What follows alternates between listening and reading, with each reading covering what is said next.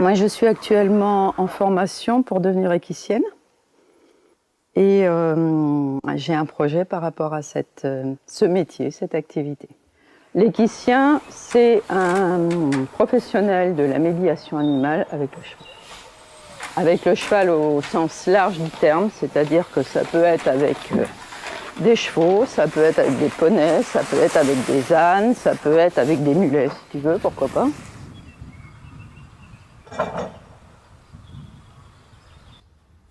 Il s'agit véritablement d'une profession à part entière, puisque le métier d'équicien est inscrit depuis janvier 2014 au répertoire national de certification professionnelle. L'équicie, j'aurais envie de dire que ça peut concerner n'importe qui à un moment donné de sa vie. On peut tous se retrouver un jour en burn-out, en état dépressif ou en rupture du lien social.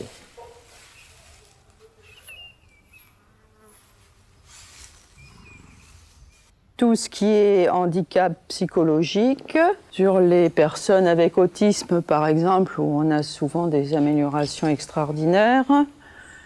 Sur les enfants, un petit garçon qui était déscolarisé par exemple, il ne voulait plus du tout aller à l'école.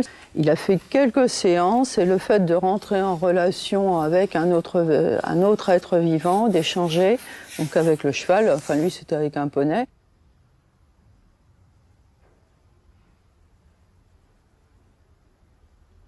Voilà, donc ça, je suis en train de lui apprendre à venir sous cet arceau.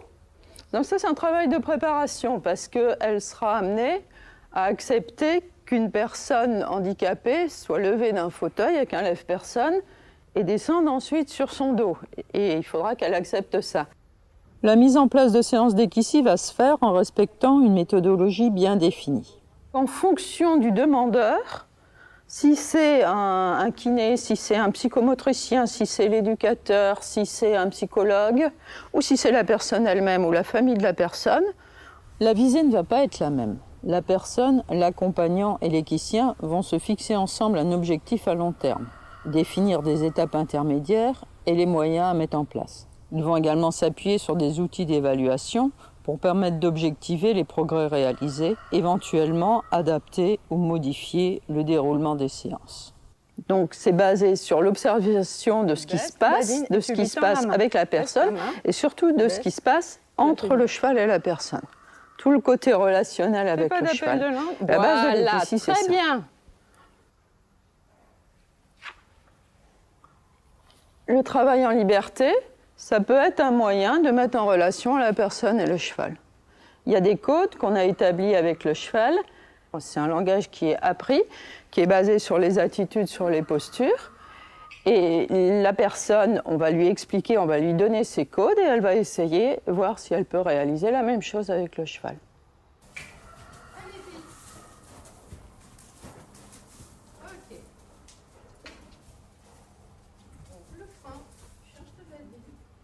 Dirige vers ses fesses.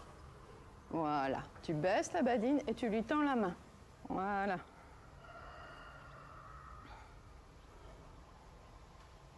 Dans l'équicie, il y a une règle de sécurité absolue, c'est que le cheval, ou l'âne, ou le mulet, ou ce que vous voudrez, est toujours tenu.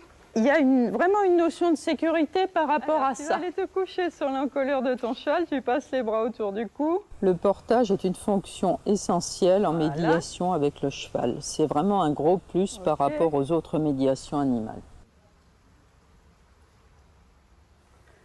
Voilà, tu vas te redresser. Tu vas reprendre tes poignets. Voilà, tu vas poser une main sur ta tête. Très bien. Tu changes, tu vas poser l'autre main sur ta tête.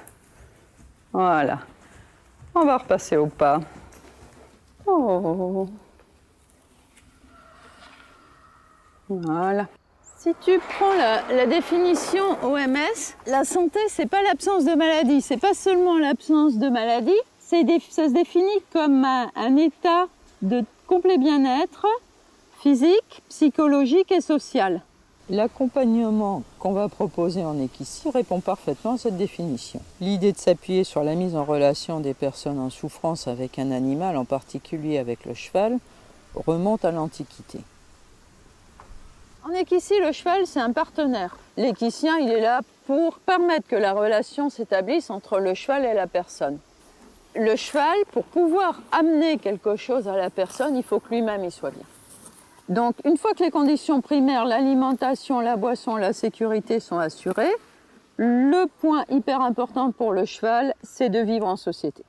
Et pour ça, le cheval nous amène beaucoup plus par rapport à ce besoin d'avoir des interactions avec ses congénères et puis avec l'homme lorsqu'il est notre partenaire en équitie. Comme un sportif qui veut être bien dans sa peau, tu as des exercices à faire. Et c'est une des bases de l'équitie, c'est d'interagir avec des chevaux qui sont bien dans leur peau. Pour pouvoir continuer l'aventure, j'ai d'abord besoin d'obtenir mon diplôme d'équicienne.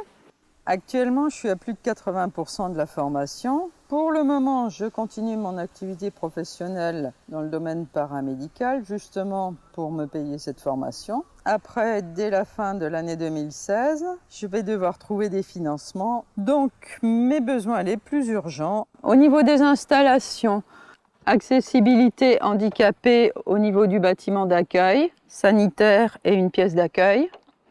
Au niveau du manège, un montoir à marche, plan incliné et un montoir électrique, un lève-personne électrique. Pour la sécurité, un lot de casque et puis des selles adaptées. Je crois que je vous ai dit l'essentiel. Donc maintenant, rendez-vous dans un an pour la suite de l'histoire.